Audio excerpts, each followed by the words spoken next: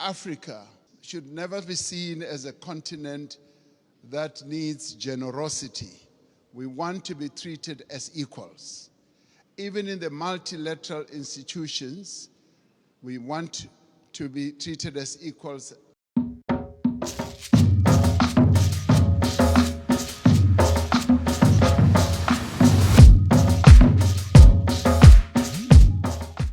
I have been closely following the recent Global Finance Summit in France, where world leaders and presidents came together to discuss the new global financing around climate change. This conference, however, has been different.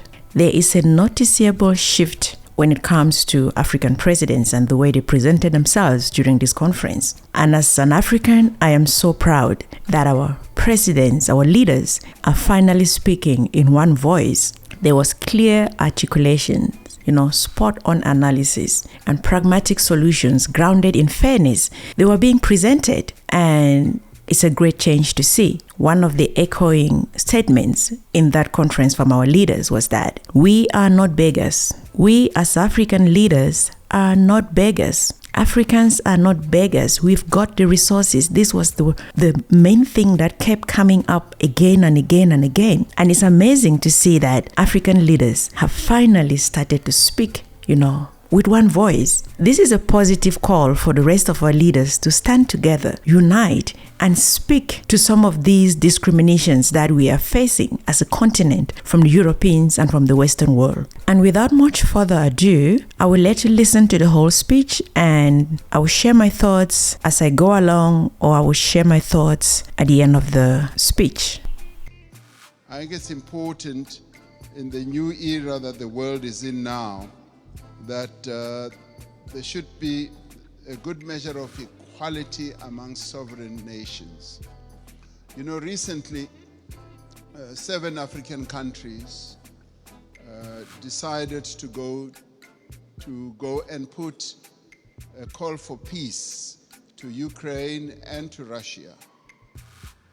And we raised a number of issues.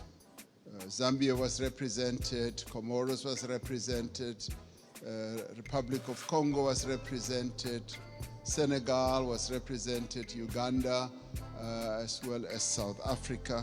So we were all represented, and Egypt as well. So we were all at one, that even as we were going to address an issue of the war which has had a negative impact on the African continent, which is the rise in prices for food, rise in prices for fertilizers, we were clear that we are not going there as beggars. We are not going to ask for a favor to both Ukraine and Russia. We were going there to say, open up the Black Sea Channel so that the grains and the fertilizers should go into the world market. So we were not on a begging mission, even as we are in great need as a continent and all that. That should go to demonstrate that Africa should never be seen as a continent that needs generosity. We want to be treated as equals. Even in the multilateral institutions, we want to be treated as equals.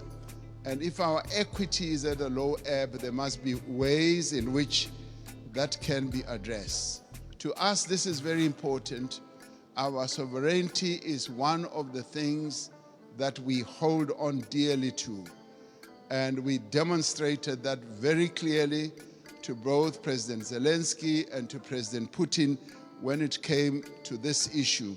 Even as there were suggestions that, yes, we can donate this, we can donate that, we said, we want you to release these grains and fertilizers to the world market so that the world can trade in these commodities and other issues we can handle in a different way. I wanted to make that point so that it should be understood where Africa has evolved up to. We want to be key players on the world stage, want to be key players even in the financial markets and in the MDBs. Now, these are the positive things. I do, Mr. President Macron, want us to address another issue, which to us is a bit of a negative. You will have heard President Sisi talking about the 100 billion that was promised in Paris. President Sassou Nguesso yesterday as well also spoke about it at the dinner. Now, there is that issue that a number of the commitments that have been made have not really been fully lived up to. This is something to really zoom in on. You know, these promises are made and they are broadcasted. So many media houses run with the headlines, and people would think that this is how much resources are coming into Africa, or this is how much charity is coming into Africa. Meanwhile, it looks like most of these promises are only on paper. It doesn't really materialize. But then everyone else has been fed through the media propaganda that Africa is being given such and such amount of money. Meanwhile, it's just on paper. It doesn't actually materialize. I mean, how unfair is that? So I'm glad that our leaders are starting to call out some of these lies, for lack of a better word. Why would there be promises that are made at these conferences and yet never follows through? Yes, we can survive on our own. We have the resources. But why are they making empty promises? Promises that are being captured by the media, yet never follows through. What is the real agenda? But before I get into details, let me immediately say that we recognize the many initiatives that have been put on the table, and a number of countries here have done so. Germany has gone out of the way to put a number of initiatives, and the US has also done a number of things. But there have been times when we felt like we were beggars. I played a key role as chair of the African Union during the COVID period. We felt like we were beggars when it came to vaccine availability, when we felt we needed access to vaccines, and the Northern Hemisphere countries had bought all the vaccines in the world, and they were hogging them. And they didn't want to release them at the time when we needed them most. And we felt like we were begging. And at times it felt like they would just be droppings from the table. Wow, just wow. Who would have thought that a day and a time will come where African leaders will stand up and start calling out on these discrimination that has been happening for God knows how long. But now our leaders can stand up and say things like this in a place like this, in a summit like this, without fear, without trembling. Well, there may be a little bit of trembling, but in their voices. But you know what I mean, right? The time for Africa is now. Is anyone noticing the discomfort in the room? Is anyone noticing how uncomfortable the rest of the leaders are listening to the South African president addressing this whole thing? And it's not like he is reading a speech that was written and handed over to him. He's literally speaking from his heart. He's speaking so many things that so many Africans have been wanting to say for so long, or maybe not wanting to say. They have been saying for so long on the internet, He is speaking so many things that so many African leaders are afraid to say. This is speaking truth in power, and I am so glad to witness this change and this shift happening right here. This is history indeed happening right before our eyes. I'm excited. I am excited. The discomfort in the room speaks a lot. The look on the face of the president of France, Macron, it speaks a lot. Yes, it's time for Africa to arise. Yes, we can do this. Yes, it's time for us to speak up and call out this discrimination when the time is right, in the right room, like what is happening right here. The time for Africa is now. The youth are watching. The future leaders are watching. And they are rooting for you, Mr. President. This right here is another defining moment for the future of Africa. And we felt like we were begging.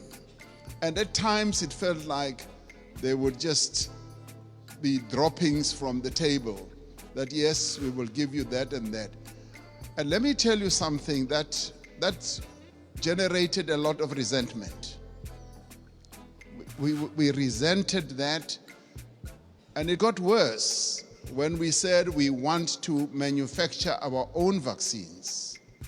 And when we went to the WTO, there was a lot of resistance, enormous resistance.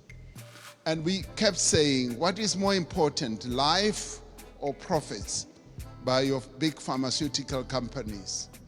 And that too, I must tell you now, generated and deepened that disappointment and resentment on our part, because we felt like life in the Northern Hemisphere is much more important than life in the global South. And these are issues that need to be addressed. And I'm glad that we are all seated here like this, because we've got to get to the heart of these matters and address them. Now, I come to promises that have been made.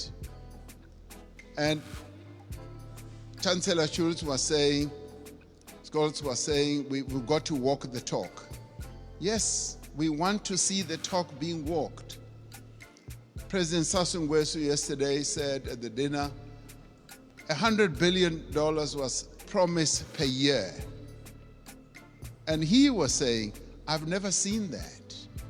And many of us will testify that $100 billion has never really been made available.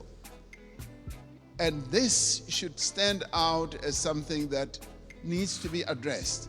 Because sometimes we sit at conferences like this and say, yes, we'll make this available, and we believe you.